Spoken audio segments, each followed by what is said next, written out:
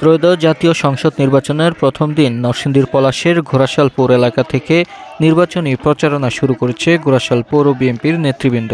নরসিংদীর ২ আসনের বাংলাদেশ জাতীয়তাবাদী দল বিএনপির মনোনীত ধানের শীষের প্রার্থী বিএনপির স্থায়ী কমিটির সদস্য ও সাবেক মন্ত্রী ডক্টর আব্দুল মঈন খানের পক্ষে গণসংযোগ কর্মসূচি ও নির্বাচনী প্রচারণা শুরু করে পৌর বিএনপির যুগ্ম সাধারণ সম্পাদক মহিউদ্দিন চিশতিয়ার নেতৃত্বে এক বিশাল শোডাউন ঘোড়াশাল বাজার ঈদগাহ ময়দান থেকে বের হয়ে ঘোড়াশাল পৌর এলাকার বিভিন্ন সড়ক প্রদক্ষিণ করে।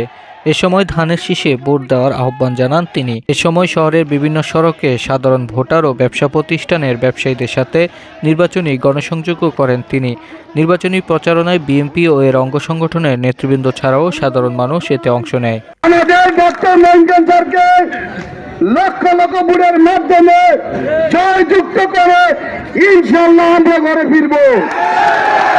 এর জন্য আপনাদেরকে অনুরোধ করব, সুশৃঙ্খল ভাবে, নিয়মতান্ত্রিক ভাবে। আপনারা জানেন নরসিংদী পলাশের মাটি ও মানুষের নেতা ডক্টর আব্দুল মঈন খান আইনের প্রতি শ্রদ্ধাশীল।